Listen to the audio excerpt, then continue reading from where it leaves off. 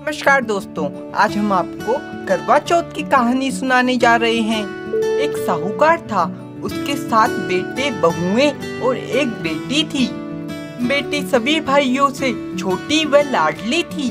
सब भाई बहन एक साथ बैठकर खाना खाया करते थे। बहन की शादी हो गई। शादी के बाद पहली करवा चौथ आई। सबने करवा चौथ का व्रत रखा। भाई खाना खाने बैठे तो बहन को बुलाया। तब बहन बोली, आज मेरे करवा चौथ का व्रत है, इसलिए मैं चांद देखकर ही खाना खाऊंगी। भाइयों ने सोचा कि बहन भूखी रहेगी, कुछ उपाय करते हैं। तब एक भाई ने दीपक लिया और एक भाई ने चालनी लेकर पहाड़ की ओट से दिया जलाकर चालनी से ढक दिया और बहन से बोले, बहन चांद निकल गया है, अर्घ दे ले। तो वह भाभियों से बोली, आओ भाभी अर्घ देवो। भाभियां बोली, बाई जी तुम्हारा चांद उगा है, हमारा चांद नहीं निकला। यह सुन के उसने अकेले ने अर्घ देकर भाइयों के साथ खाना खाने बैठ गई। पहले ग्रास में छींक हो गई, दूसरे ग्रास में बाल आ गया और जैसे ही तीसरा ग्रास मुंह में लिया तो उसके ससुराल से बुलावा आ गया कि बहू को जल्दी भेजो, बाई का पति बहुत बीमार है। सब बहुत दुखी हुए। जब माँ ने बेटी को पहनाने को कपड़े निकाले तो कपड़े 3 बार सफेद ही निकले। अब माँ ने बेटी को सफेद कपड़ों में सोने का टक्का बांध कर दिया और बोली कि जो भी तुम्हें सुहागिन का आशीष दे उसे सोने की मोहर देकर पैर लग लेना और पल्ले के मोड़कर गांठ दे देना। बेटी को विदा कर दिया। अब आगे गई। उसे जो भी रास्ते में मिला उसके पगा लागू बोलती गई, लेकिन किसी ने भी उसे पूरा आशीर्वाद नहीं दिया। तब इतना ही कहते, सिली हो सपूती हो। वह ससुराल पहुंची तो दरवाजे पे छोटी ननद खड़ी थी। वह उसके पांव लगी तो ननद ने कहा, सिली हो सपूती हो, बूढ़ सुहागन हो। इतना कहते ही उसने पल्ले से सोने का टका निकालकर ननद को दे दिया और पल्ले के मोड़कर गांठ लगा ली। अब वह अंदर गई तो सासू ने उसे पति के पास भेज दिया। वहाँ उसका पति मरा पड़ा था। वह उसके पास बैठ गई और उसके सेवन लगी।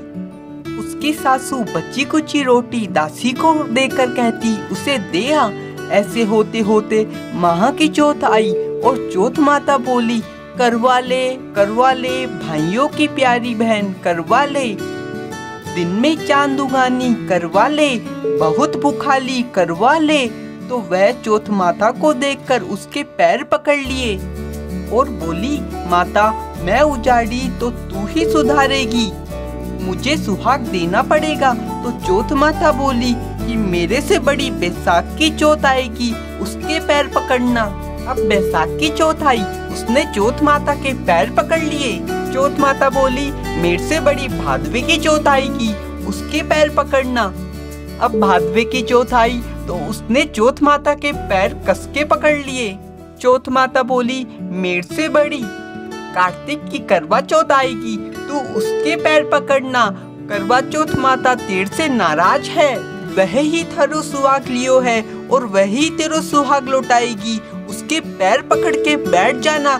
यह कहकर चौथ माता चली गई। अब कार्तिक की करवा चौथ आई और गुस्से में बोली, भाई की प्यारी करवो ले, दिन में चांद उगानी करवो ले, बहुत भूखाली करवो ले, व्रत भांडनी करवो ले। अब उसने चौथ माता के पैर पकड़ लिए और रोते हुए बोली, चौथ माता मेरा सुहाग तेरे हाथ में है, तुझे देना पड़ेगा। चौथ माता गुस्से से बोली कि छोड़ हत्यारनी, मेरा पैर क्यों पकड़ रखा है। तब वह बोली, माँ मेरे से बिगड़ी है, अब तू ही सुधारो, तुझे ही मेरा सुहाग देना पड़ेगा। अब चौथ माता को दया आ गई। चौथ माता राजी हो गई और आँख में से काजल निकाला, नख में से मेहंदी निकाली, टीकी में से रोली निकाली। चिटकी उंगली का छींटा देते ही उसका पति उठकर बैठ गया और बोला कि बहुत सोया। तब वह बोली, मुझे तो 12 महीने सेवते हो गए। चौथ माता सुहाग दिया तो वह बोला कि चौथ माता का उत्सव करें। तब उसने चौथ माता की कहानी सुनी। करवो मिनस्यो चूरमा बनाया। दोनों बैठकर चौपड़ खेलने लगे। सासू जी ने रोटी भेजी, तब दासी ने जाकर देखा कि दोनों चौपड़ खेल रहे हैं। सासू जी ने आकर देखा तो वह बहुत खुश हो गई।